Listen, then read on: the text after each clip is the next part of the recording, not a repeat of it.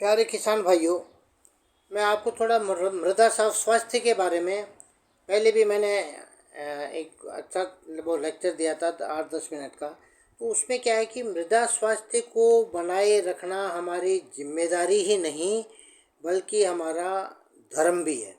क्योंकि जिस मिट्टी से हमारा जीवन चल रहा है, हमारे पशुओं का जीवन चल रहा है, जिस मिट्टी से, जिस मृदा से पशु पक्षी और सारे जो जीवधारी हैं उनका जीवन चल रहा है, उसका स्वास्थ्य कौन मेंटेन रख सकता है? वो हम ही रख सकते हैं। हम, हमारे किसान, हमारे कृषि के छात्र और मानव मात्र। क्योंकि और तो जितने भी जीवधारी हैं वो क्या है, उनको क्या है कि वो अपना काम करने का, अपना जीवन जीने के लिए आए हैं। लेकिन इंसान है वो परस्पर एक दूसरे का सहयोग करके, पशु पक्षियों से, जीव जंतुओं से, प्रकृति के साथ एक दूसरे का परस्पर सहयोग करके स्वयं का भी विकास और इन सब को भी बढ़ाते हुए ये ही मनुष्य जीवन का लक्ष्य है। तो इस तरह से हम मृदा स्वास्थ्य को कैसे अच्छा रख सकते हैं? मृदा को अगर हम 5 ग्राम मृदा लें और उसको देखें तो उसमें लाखों की संख्या में जीवाणु होते हैं और वो जीवाणु ही उस मृदा के स्वास्थ्य को अच्छा रखते हैं। वो ही सड़े गले जो अवशेष हैं उनको खाद के रूप में बदलते हैं।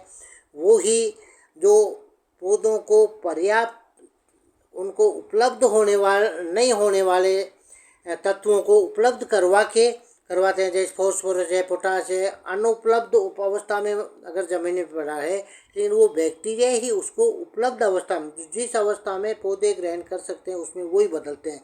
तो इस तरह से मृदा में बैक्टीरिया, जीवाणु की संख्या अधिकतम होना ही मृदा स्वास्थ्य है।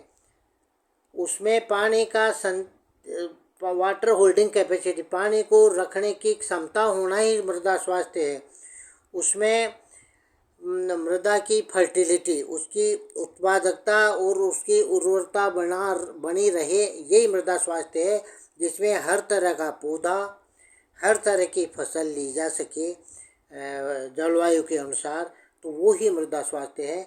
तो इसके लिए जीवाणु खाद, ऐसी फसलें जो क्या है मृदा स्वास्थ्य को खराब नहीं करें, अधिकतम तत्वों को नहीं खींच के मृदा को एक तरह से नग्न नहीं करें, तो ऐसी फसलें लें। उसको हम फसल रोटेट करके, फसल चक्र के रूप में, फसल ऐसी हो कि जो एक फसल ऐसी हो जो गहराई से पोषक तत्व लेती हो, एक ऊपर की सतह से पोषक तत्व लेती हो।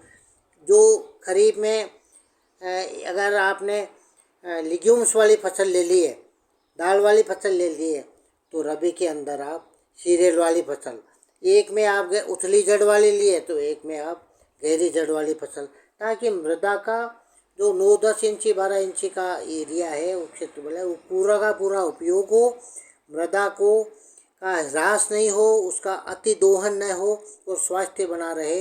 यही मेरा आज के लेक्चर का उद्देश्य था। बहुत बहुत धन्यवाद।